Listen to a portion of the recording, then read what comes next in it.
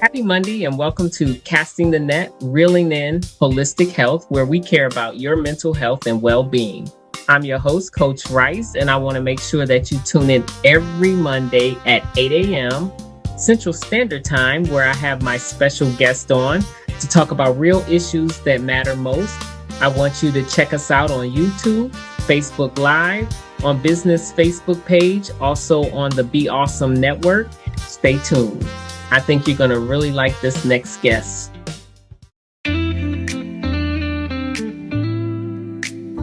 Welcome to Mondays with Coach Rice.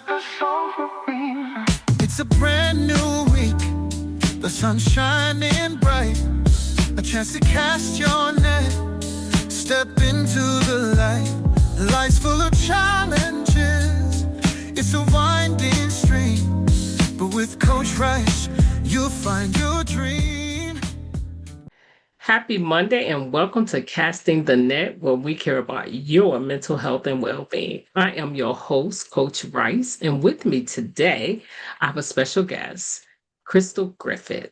She is the go-to strategist and soul guide for medical mom warriors, a Jesus-loving sweet tea drinker, two-time best-selling author, speaker, certified heart healing and business coach. She helps moms of medically complex children move from overwhelmed to thriving. Let's dive deep into our conversation with her this morning so you can get a chance to get to meet her. Crystal, tell us, where are you from and how did you embark upon this journey?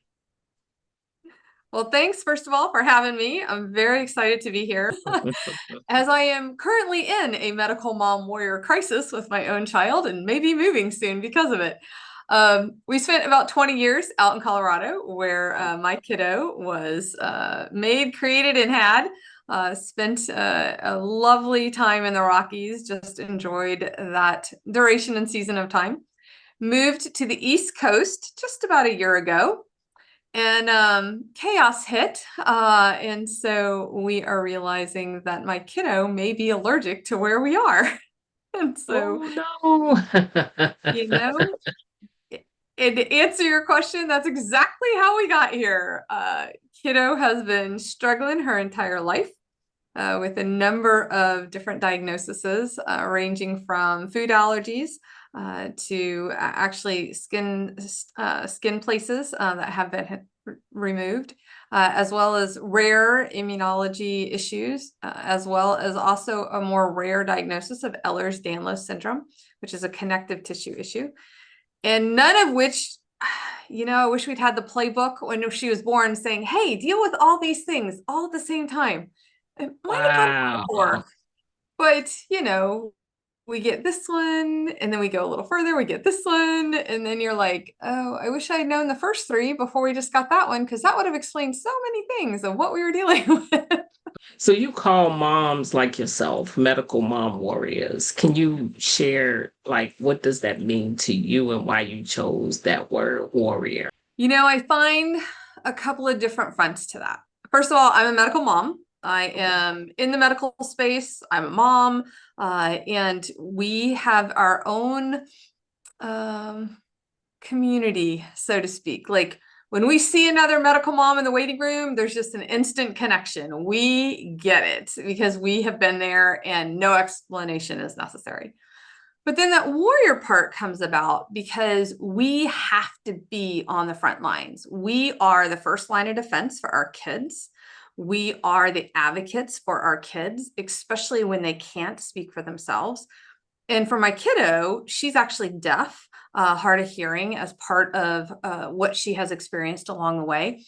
And we just had another inpatient stay. And we actually had one doctor come in. The machine never works in the hospitals that gives you ASL, American Sign Language interpreting. And so they looked at me and said, well, you're here. Can't you interpret? That's a hard line no. God bless you. Love that you think that I could, but the reality is that's taking away her voice. And you guys need to provide the tools necessary for her to be an empowered patient.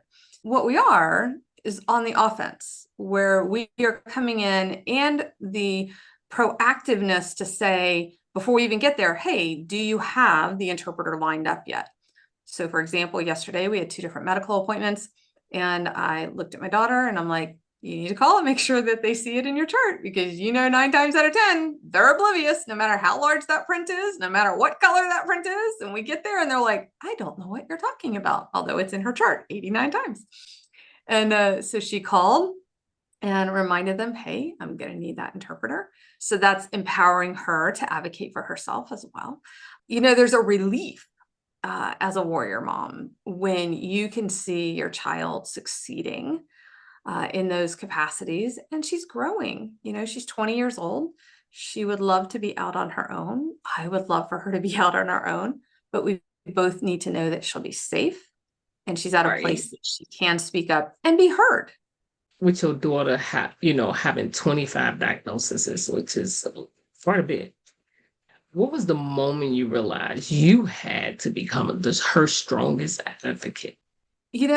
That's a good question, because I think mine actually started before I had her, of realizing I actually had a car accident way back yonder and had massive headaches. And 30 years ago, they would just literally pat you on the leg and go home and sleep it off. Although I had a subdural hematoma on the MRI, I had internal bleeding, and they would, you're fine. It's just a little headache. Go take some Tylenol. And you're just like, I don't think we are on the same page here. So for myself, I had 48 doctors trying to handle the issue because at one point I couldn't have even told you my name. So my advocacy piece came about inadvertently, learning to research for myself before the internet was what we have today, and identifying backs of magazines like, oh, we're looking for people in these trials of this issue, and getting involved in some of those opportunities and experimental trials to try and help myself. So that advocacy piece really grew some legs and some depth because of my own trials. And then I had 10 years of infertility. And so my kiddo is literally a living miracle. And they told me I would never have kids. One, because of this car accident, I could have stroked out. But 2, I had so much scar tissue in both my tubes, there was no way I was going to be able to have a kid. So the fact that I have her is just a living miracle. And when she came along, I was considered high risk because of my age. I was also overweight. So a number of things there. But when I was pregnant with her, we were going, as you get closer to time, going to see the midwife multiple times during the week. And they thought they were feeling both feet. Oh, she's already turned. We're at 30 weeks and she's already flipped. Well, my kiddo has always had a mind of her own. So she was doing the splits in utero for about 10 weeks. So I was going to have a C-section. So when she did come out, she's a little bit jaundiced. So we weren't thinking there was a big issue there. We were a little concerned about her hips because she had been splits for so long. Like, what was that going to do to her hips? But when she came out, they felt like she was still okay. There wasn't anything that they needed to follow up on that. It wasn't really until she was 9 months that we really began to question some things. Now, in hindsight, at 4 months, she had her first double ear infection. And knowing now, hindsight's always 20/20, right? Knowing now, I wish we had felt differently, done differently back then, what we didn't know, right? Right. And I want to encourage your audience, because you're making decisions with the awareness that you have in the moment. Exactly. You can't change the past. You can say, oh, I wish I had known. But for me, that's now going on shows like yours to say, hey, you can't live back there, but look at all the knowledge that you've gained. Now go share it. Go share it. Exactly. So somebody else can be in that moment and think of all those questions you wish you had known, right? Because we have to walk in self-forgiveness, because you are doing the best that you can as a medical mom warrior. You are inundated by new information. And for most medical mom warriors, they have one main thing to deal with, horrible situations like cancer or cerebral Yes. palsy or MS or, a variety of things. Name the diagnosis, right? For my kiddo, God bless her, I have 25 of those circles. Right. And they all overlap. You move into another level of medical complexity to where they have more than one major diagnosis. So Right. my kiddo has autism, Ehlers-Danlos, celiac. Those are big three right now. And she's deaf, hard of hearing. And so when you think through those, how do we really come across strongly as an advocate? Because now you're inundated with 25 of those circles, all of the medical complexities. And the reality is there's no doctor that serves as a case manager. And Right. we need a healthcare overhaul that sees this as a person, not a diagnosis. Because man, when we could get to that place and we have a team that says, okay, here's the kid, here's everything that's going on with this child, and how do we cross-reference? How do we collaborate? You're going to get an entirely different approach to serving that child or an adult even. So when all of that began to unfold for us with my kiddo, mainly at 9 months when she had her first anaphylactic reaction to a food, I just saw the writing on the wall and pulled out those advocacy skills and went, oh, okay, now we're going to have to go to town. She was 6. She was diagnosed with celiac. And that really changed the trajectory because that is a diagnosis that actually involves several systems, not just your gut. And it involves your teeth. Most people don't know that. It can involve actually your systemic to how you're absorbing nutrients and vitamins, as well as bathroom habits and, just a variety of things, which then affects your bones and levels. And so as we move through another major diagnosis, I began to share more stories, just like I mentioned to you. Other people began to get diagnosed because I was suggesting, hey, have you considered getting a celiac test, right? Now it's so easy to get diagnosed with celiac because it's a blood test. Back then, you had your gold standard, which was an EDG, a scope down your throat, taking biopsies and testing for those things. So now it's super easy. If anybody has blood drawn, tell them you want a celiac test. It might surprise you with the results. And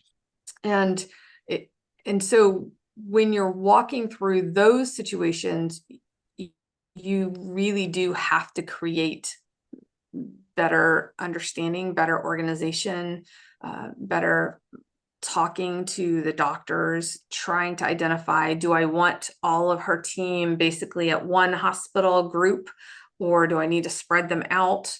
And in Colorado, they were just really getting Children's of Colorado going statewide when she came along. So we were driving 45 minutes to Denver often, and we were trying to piece together those people outside of Children's because we lived so far away. Right. So team is the way to go. Putting that team together. Right. Putting that team together. Right. So as a, medical mom, I'm hearing what you're saying. It has to be overwhelming. And how do you ever feel unseen and isolated dealing with all this, dealing with a lot of the medical doctors that you have to deal with because you got to deal with so many, at different times? Do you ever feel unseen and isolated? Isolation is one of the number one issues for medical moms. Okay. They lose their friends because they have to cancel on things all the time. They can make plans, but then when the child's sick, that's the priority. And people who constantly are canceled on honestly feel rejection of their own. And so they don't even bother to try, so to speak. So that becomes definitely a big issue. And then you have the isolation of financial components. Because we are so desperate to keep our children alive, we are in debt to use as many holistic things as possible, because oftentimes our kids are often allergic to many of the products and things that Western medicine wants to use. And there are times you have to use them no matter what. We are actually being faced with one of those situations right now where she may have to go into an ICU to be given a very specific antibiotic that she's anaphylactic to. So we may not have a choice. So we're doing everything that we can financially and buying the tools that we can holistically to help serve, but they don't cover all the time. So then you have the financial ramification of medical moms and medical families. And then you also, I want to pull in the isolation for the siblings. Now, my kiddo was an only child. It's as if I have 5, but we'll just lay that one down right now. And so, but many families have other siblings. Well, now those siblings have to really filter through, is it always about the sick child and their sibling? When do they get seen? They're often looked through. Their events are often dictated by whether the family can get there because of what's going on with the other child. And that creates a whole nother dynamic. A whole nother dynamic. Yes, it is. Whole nother dynamic. And then you also have the amount of marriages that end in divorce, mainly because there is a special needs child. The mother ends up being primary caretaker. And I was working part-time behind the scenes as I could. I am now divorced. And I can tell you there were moments where my child is in a hospital and he would drive right by the hospital to get to work and to get home and not stop in to see his kid who had surgery. So there are a number of isolating events that happen for medical mom warriors. But to your overwhelm question, it would be very easy to be overwhelmed. And that's not to say that we aren't at times. Right. For me, my faith comes into play. That is my foundation. If I don't have Jesus, I'm in big trouble because I don't have the answers. I can't tell you why my kid's not getting well sometimes. I can't tell you, like right now, we have moved to the East Coast to support my family. My dad received a diagnosis and, my parents are aging. They're in their mid-70s. And I wanted my child to be able to be by her grandparents. And now finding out she's kind of allergic to the environment kind of puts a spin on things. And so we are now looking at where can we move to still be accessible to support them. Because as a caregiver, there's really 3 types of caregivers. You are a caregiver as a child, like your child is sick. And I would say / loved one. You are sick. And then, right? Or your parents are sick. Like those are the big 3. Right. I have all 3 going all the time. Super fun. Oh, Lord. And so, I got to tell you, here's a good story for your family, for your audience. So the day that we had a 2-for-1 to the ER, I'm like, I had a little bite to lunch and I'm like, my back is like really hurting. What is happening? And I thought I just slept wrong because I've had my back go out a couple of times. I have something called spinal stenosis. So I'm like, man, maybe I just need to go to the chiropractor and see what's going on. And she went upstairs and she had something going on herself. So I'm like, okay, go upstairs, get a couple things together. When we go to the ER, it's a whole event. Like you have to bring food. She's allergic to their food. You have to make sure she's got the love spectrum. Yeah, it's a whole event. Like, go get your to-go bag ready. I just need to sit here for a minute. Well, in the 5 minutes maybe that she was upstairs putting her bag together, I can't be still. The pain is just like increasing and increasing. I get on the couch. I'm withering around. I'm like starting to just moan. I can't help it. And I'm like, what is happening? And so I'm like, maybe I just need to go to the bathroom, right? So I go to the bathroom and I start yelling in pain. I'm like, what is happening? I have managed to scare my child bad enough that she calls my sister, who happens to be local here. and her oldest son is an EMT with the fire department. And she's trying to explain, Mom's screaming in pain. I don't think I've ever seen her do this before. And I got this other thing happening, and she was about to take me to the ER. So they show up, and I can't stop screaming at this point. And I'm not trying to. Like, I don't know what this is. So they take us into the ER, and I'm like, I'm freaking out now because I'm a patient, my kid's a patient, and no, my family really doesn't understand just yet what this looks like for my kid to be a patient because we've been away from them. Right. And I'm like, you got to have her cheat sheet. We have a medical cheat sheet with all her diagnoses, her allergies, what she's had done. And we're in a new medical system because we just moved here. So nobody knows my kid. Wow. And so I'm trying to process those things of how to handle the issue while I'm also screaming in pain. Yeah, I had 2 kidney stones. I've never had that, but I heard that is painful. Never had one in my entire life. Wow. It was the craziest thing. And she had something happening, and so it was insane. So fortunately, about a week later, and we had them on the screen and all, I had a 7 millimeter that requires surgery, and I had a 2 millimeter. And I'm like, I don't think you guys understand. I need you to handle this because I'm getting on a boat, and I need that boat. Because my kid has care for a week. This is me advocating for myself at that point, right? I'm so like, that's your self-care, right? I'm like, we are not having surgery and missing this trip. So go ahead and do what you need to do. And he's like, oh, we can't do that. It's like a 6-week recovery process. I'm like, okay, then we're gonna have to speak to those stones, and they got to get healed. They got to fall out, or they got to do something because I'm getting on a boat. I don't think you understand. I'm getting on a boat. And I naively got on a boat and came back. And you were determined to take that trip. I was going on a boat. It was in the British Virgin Islands. You would have been determined to take that too. And as a caregiver, I would have been determined to take that trip. There's very short windows as a caregiver.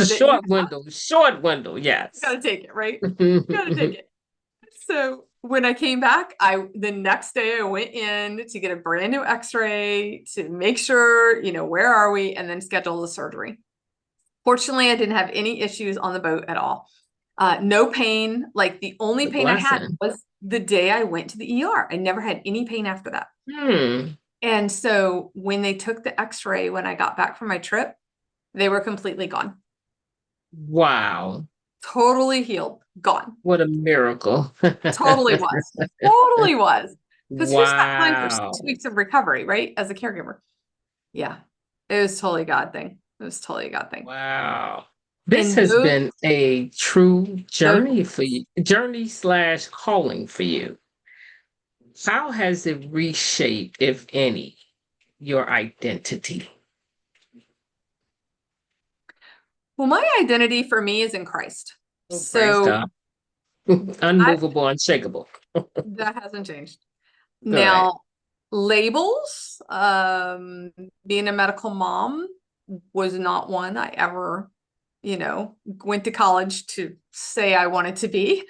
And it has been interesting to see how God has used all the gifts he has prepared me for and with along the way to be a researcher, even on my own stuff, and now to research hers, and now to help others research theirs. I'm putting together right now, actually, an AI workshop attached to medical. So it's AI and medical trauma. So I can teach others how to leverage some of the technology that we have now to gain better traction and create better conversations with the doctors, because we need to make sure that we're thinking outside the box for the questions that we need to be asking them. So for example, when we were going up to another appointment yesterday, I had my daughter get her chat GPT out. I'm like, okay, put in this, and this, send this to the vault, pull this out, and it's prompts that you set up using your chat GPT that we had already done some work around for her. And I said, now tell it to make a list of 10 questions that we need to ask this particular doctor based on all these parameters. Out it came. And it was Yes. brilliant. So amazing, right? It was. And so if we could empower other medical moms, other patients who are chronically ill, other caregivers of their parents, in how to use the technology that's available to us. For me, and I'm a techie, I taught tech for 30 years at the higher ed level. I have always found ways to leverage it, not to give it the power, but to use it for good. Okay. Now, could you go down rabbit holes? Absolutely, right? And the reality is my kiddo's lifespan looks radically different than anybody else's because of all of the things that she has in her life. And so she could go down a rabbit hole pretty quickly on Mhm. ChatGPT. So we need to mind our boundaries around those things. And we need to remember ChatGPT, the DSM-5, the PubMeds, they don't have the last say on when your last days are. No, And they don't. no. Nobody And can put a tag on your foot. exactly. And the key is if you are breathing, you have purpose. If you're Yes. breathing, you have a gift and call that you're supposed to use. And how can we empower you to use it? And that's what I love working with my families on, because many families are overwhelmed and they are isolated and they are up to their eyeballs in just survival mode. And I want to show them how to live in hope, to realize that, hey, you can even have 25 diagnoses and be caregiving for this and this and this and yourself, and you can still have hope and you can still have a smile on your face. And you are Yes. going to get through it. It's not So the I want last. to shift to your business. Tell the audience, how do you, because you're a certified heart healing practitioner, an advocate, for your daughter. How do you, medical mom warrior, tell us, how do you integrate all of that into your business? Well, at first, I was actually doing the coaching for other medical mom warriors. And what I was seeing was that's not what they needed. What they Okay. really need is heart healing around the medical trauma piece. I'm sure. They're hurting, and these expectations that they had of their, you have this baby and okay, now we're going to raise it for 18 years and then it'll go to college or trade school and then it'll, find its career and then the baby will, grow up and get married and have its own kids and replicate. Like that is the typical timeline of what we are taught throughout our whole life.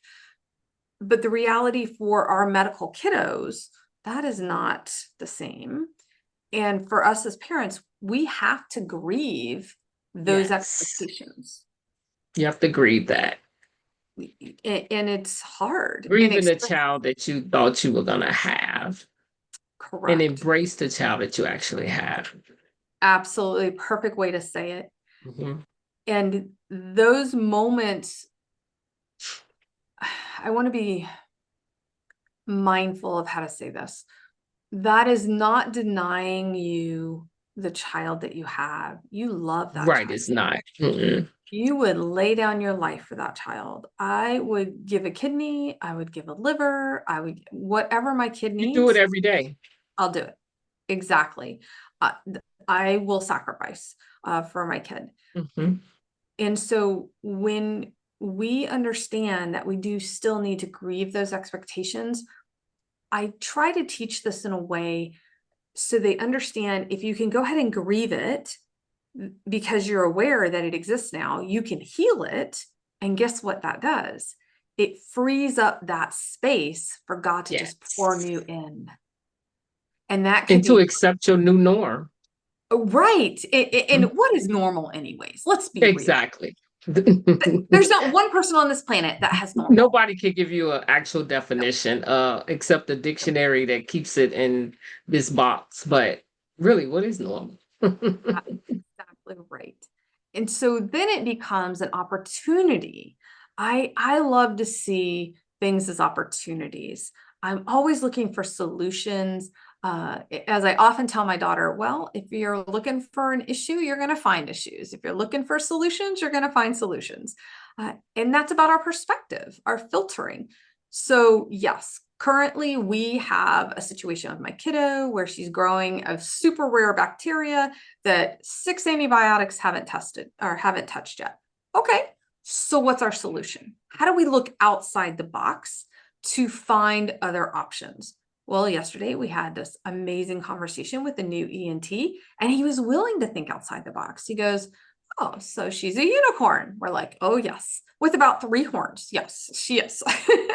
And so he could see she wasn't going to fit this box, this textbook, this tradition, the stereotype, right? She is going to be her own person, and you are going to have to see her versus what you think she should be, because she's never going to be that.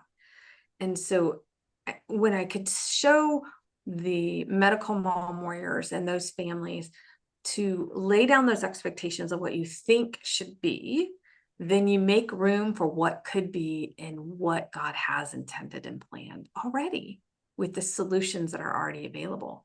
You know, a great story is Alonzo's Oil, and maybe you've seen that movie. It's an older 80s movie.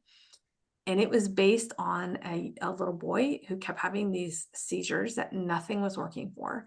And his dad went to bat for him and figured out with another scientist, this particular oil, which is a derivative of a plant, it cured these seizures. And I say curative very loosely there, but the seizure stopped. Now, he was never 100%, but he did have a much better quality of life because he wasn't having those seizures. And so that oil is now globally used. So when you could get outside the box and begin to look at those opportunities, not only could your solution work for you or your child or your loved one, it could be a solution that helps millions. And that's powerful. Yeah, because it does create space for other people, right? So as many medical moms, I'm sure neglect their own health. How do you, as a medical mom, and prioritize your well-being? Because I'm sure you have a team for yourself. And I say that as a caregiver myself, I was a caregiver for my mom, and that's nothing compared to what you're dealing with right now. But I had to have some help. How do you, manage your own personal well-being going through and being an advocate for your daughter? First of all, I want to say thank you for taking care of your mom, because often as caregivers, you're not thanked. And it is something that you do truly out of love. And I just want to tell you, thank you for taking care of your mom. Second of all, this is a very, very important point, because medical children, medically complex kiddos, want and need safety, and that looks like familiarity for them, especially if they are on the spectrum. Yes. And especially if there's feeding tubes and catheters involved and bags involved and trachs involved, all of those moving parts and pieces medically. So as a caregiver, it's really important that we introduce people into the situation as quickly as possible, that we can begin to trust, because there is a trust factor there, and rely on. And in reality, it needs to be more than one other person. Yes. Because they get sick, right? Or something happens to them. And now what's going to happen? So for me, I lived, 3,400 miles away from my family. And as much as I could explain it to my family members, they didn't really understand until we moved here. And I've had them comment several times, we didn't realize We didn't know. And as a caregiver, you're really cautious about what you share with who, because That's true. you don't want to be a burden. You know, it's a mantle that you have to wear. And if they don't understand, and their well-meaning advice is well-meaning and often said in love, but they have no clue what they're saying as they give you advice. If you'll just do XYZ, I'm sure Right. this would be solved. And you're like, oh, okay, thank you. You just have to say thank you. Right. Because if you try to explain it, like, I've only tried that 12 times, right? Or I've only tried 6 different other avenues along those lines, and none of those worked. And, you just kind of wear yourself out. So you just begin, thank you. Thanks for that advice. Keep on going. Yeah, you got to be careful who handle your precious cargo. Exactly. So I was so blessed with 2 or 3 ladies that also had special needs kids. And if I needed them, one of which stepped in often. She's one of my besties, and she has 2 special needs kids. And in fact, her kids got diagnosed with autism because my daughter got diagnosed with autism. So it was highly entertaining what kept going in that little circle. As soon as Katie would get a diagnosis, they'd all go, oh, dude, yeah, my kid's exhibiting the same thing. We should probably go get ours tested. It was quite funny. So you do want some trusted people in your circle. It does take a village. There is so much truth to that. No matter who you are caregiving for, it takes a village. So to your original question, how do you take care of yourself in the middle of that? We often tell the story of you have to put your oxygen mask on first. Yes. True. Absolutely true. If you don't, you can't support or help anyone else. But I think I've come to a place in my life that I hate that story. Because as a caregiver, you often can't. And for me personally, let me just share my 2016 with you. In 2016, I had a growth happening on the side of one of my feet. So I was having to drive 45 minutes to a specialist several times. And at that point, most of my child's medical was kind of under control. We were going through what I called pantry cleanouts. We couldn't quite still figure out why she was continuing to have some of the gut pain, even though we knew it was celiac. She was strictly gluten-free. If that child even gets literally a crumb, we have projectile vomiting for 4 hours. So she was not a cheater about it. And so for all intents and purposes, we had hers managed. So I began to deal with my own stuff. At the time I was still married, and she was in school. So I would drive trying to get this situation under control. And it wasn't really a cyst, or it was just a swelling sack of liquid, and no one could tell me why it was happening. So then they put me in a boot. The boot led to another boot on the other foot. I'm now on 2 walking boots. I manage those 2 walking boots to fracture both my tibias. So then I'm in a wheelchair. I live in a 4-level split level house. They tell me, you need to go probably be at a hotel for a week to just give your body some downtime. So I move into a hotel for a week with my child, mind you. Still have to get her to school in the wheelchair. It was chaos. And couldn't cook, and she has allergies. So we have to make sure that we bring, a refrigerator that can hold her food. Do I have a microwave? Yeah, it was highly entertaining. And everything is an event when my child's involved. And so I get back home, and at this point I had been going to a dermatologist, and I had a number of squamous cell, basal cell items. They're called Mohs procedures, where they take the biopsy, it comes back atypical or with those squamous or basal cells. And then you have to have a procedure where there's a big cut, 12 to 18 stitches, and then you keep moving on. I was having those probably at a routine basis every 3 to 4 months, 2 to 4 of them taken off of my body. And so that summer, I had just had what I called my get naked sessions with the dermatologist in May. And then summer happened and we were doing back to school haircuts. So I used to have kind of longer hair. And so the hairdresser said, "Hey, you got a spot on your head." I'm like, what are you talking about? And it's a pretty routine location that I go to. And she goes, "Yeah, it's maybe about a quarter size." I'm like, "That's a little odd. I just was seen in May, mind you. And now we're in like the end of July." So I call the dermatologist. I can't get in for a couple of weeks. I get in kind of the end of August. And I walk in and he and I are batting back and forth. We had a very unique relationship, really good friends. And as soon as he saw my head, you could physically feel the atmosphere change. Mm. Like, sounds like the earth. He goes, "So we're going to be taking a biopsy today and we'll have the results back in 72 hours. Usually it took 2 weeks. I said, "You mean 2 weeks, right?" "No, we will have the results back in 72 hours. I'm like, okay. So we were going into Labor Day weekend. And so I couldn't do anything fun because I had like this massive biopsy thing on my head, and it takes a little while to heal up.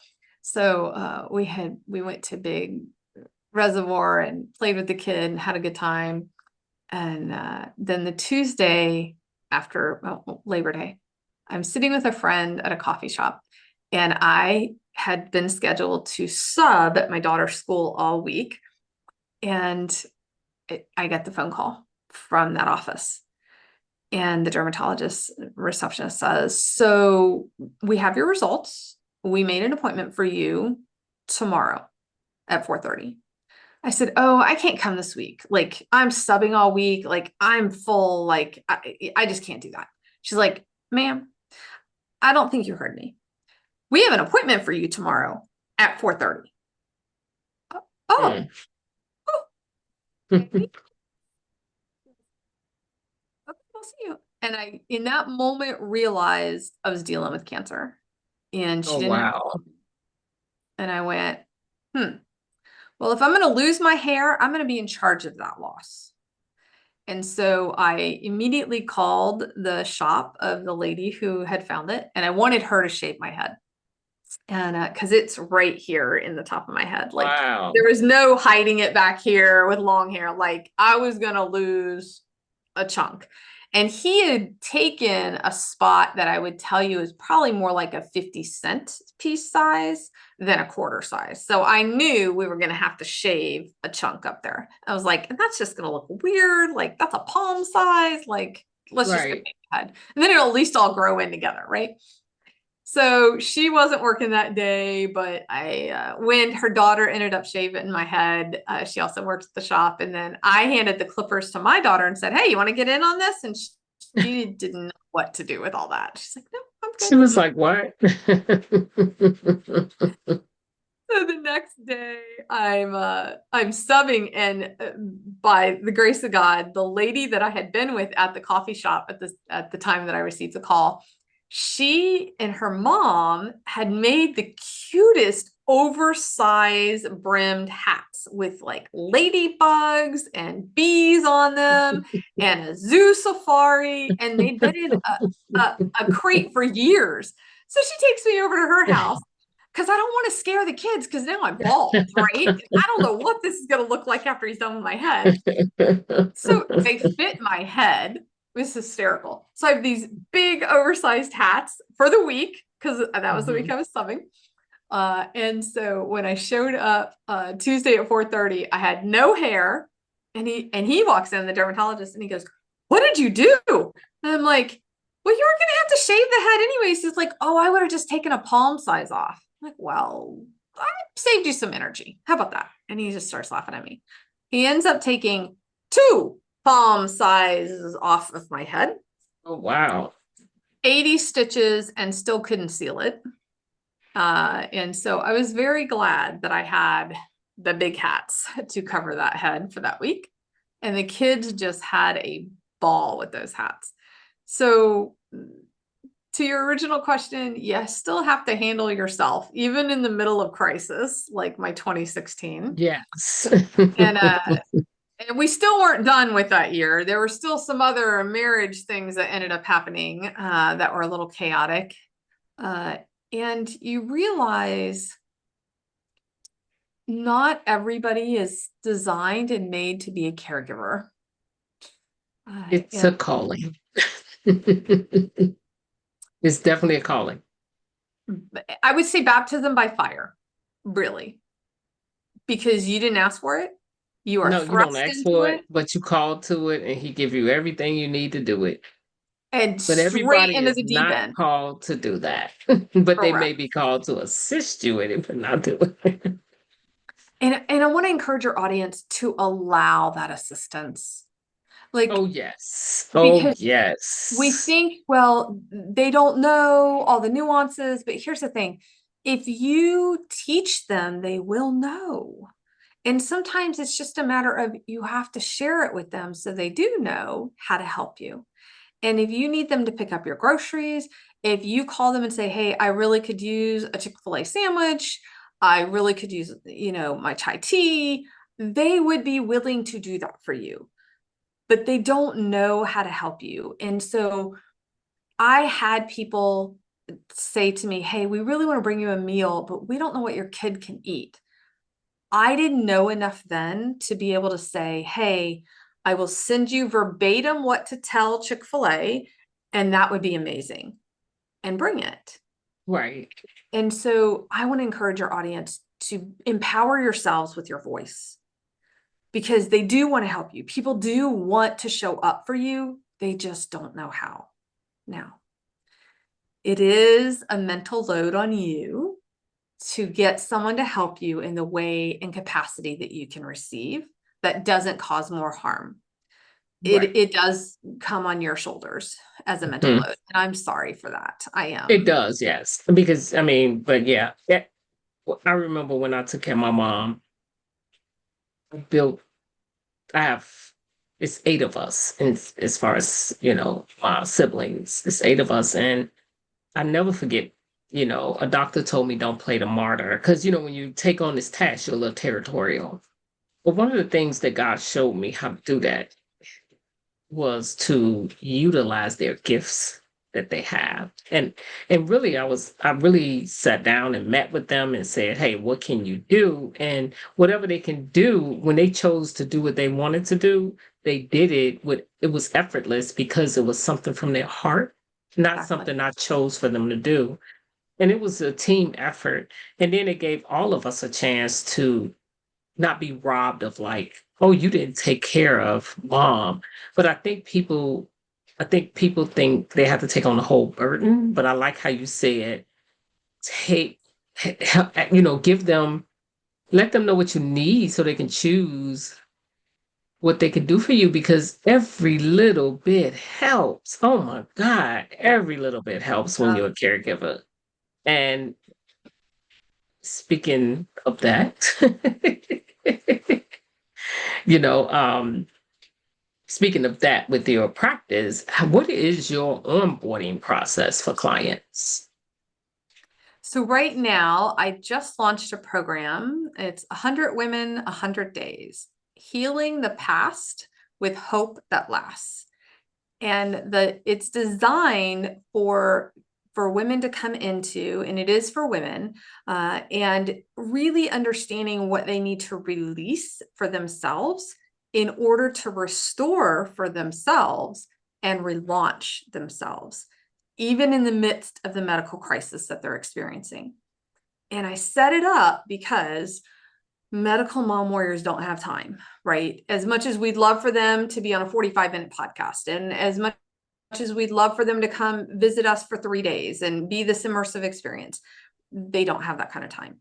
And so how could I help serve them with the isolation, which is building community to combat that, Yes. which is giving them tools for tips, resources, financial help to support them in those missing deficits that they have as caregivers. And then also healing their heart of the medical gaslighting, of the bullying that's received, of Oh, goodness understanding gracious. how to be good advocates. What does that actually mean? Mhm. And again, getting rid and healed of the things that have kept them stuck is the release part. So each day we're working on one thing. Oh, Today, that's nice. let's release guilt. And that's not flippantly. Let's really identify, what does that mean?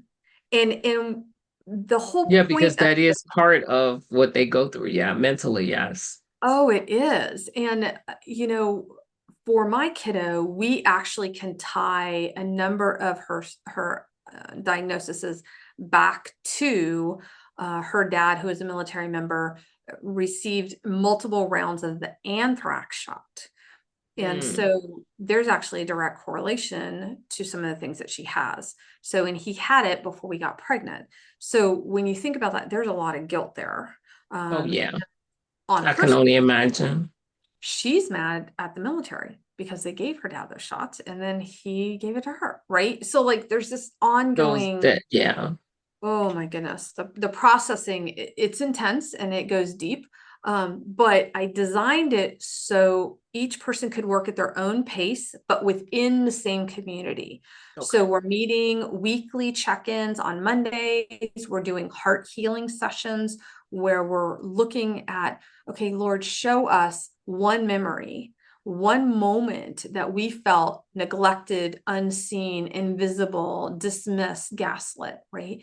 And then show us how to switch that over, how to process those feelings out, so we can heal and we can walk forward in it. So each day there's one on regret, one on unmet expectations, medical trauma, gaslighting. There's about 33 days in the release section, and then about 33 to 40 days in the restore section. Okay. When we want to restore the heart, we want to restore the mind, we want to restore the identity of who they truly are.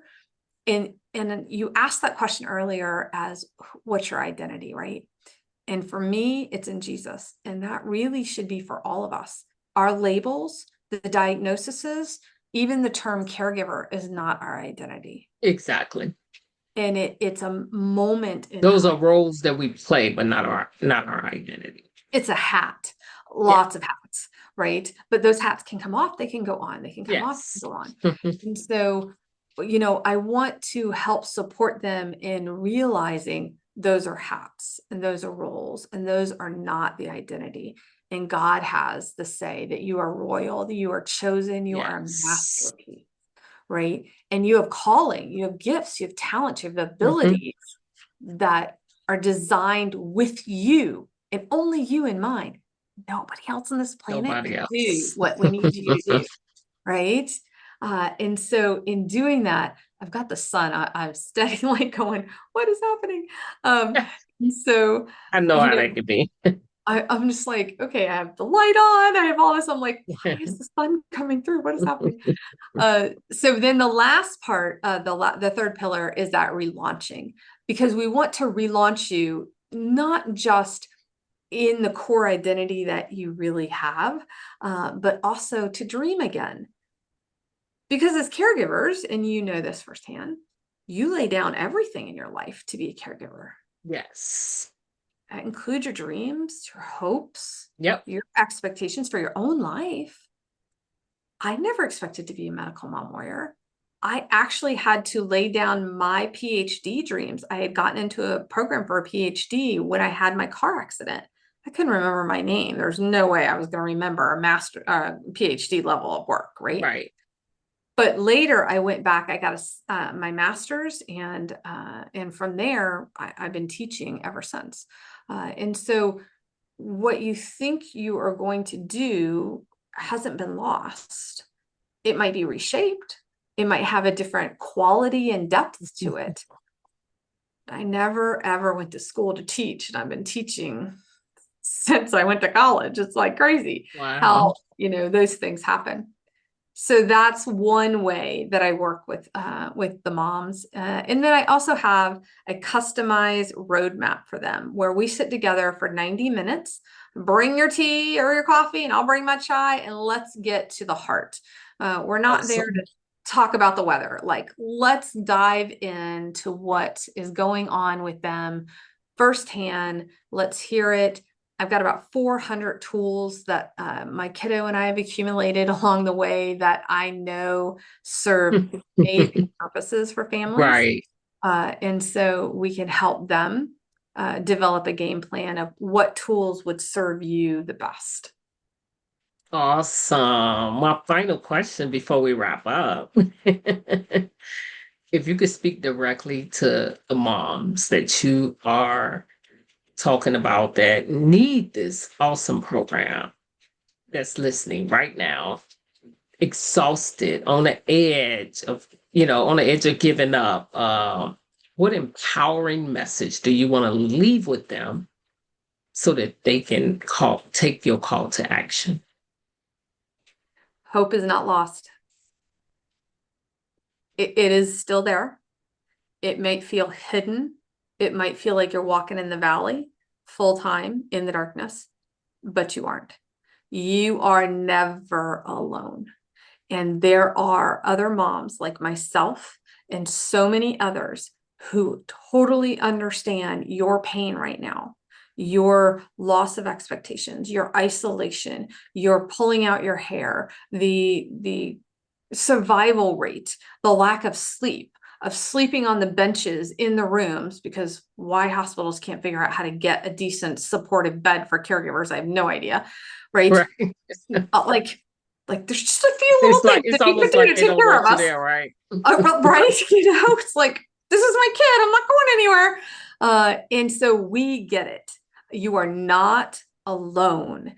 And that hope that I'm talking about comes from knowing that even if I couldn't be there, or if Martha couldn't be there, or if somebody else that you know as a medical mom couldn't be there, you still are always surrounded by the one who created you and by the one who knew this was not going to be a surprise for your life.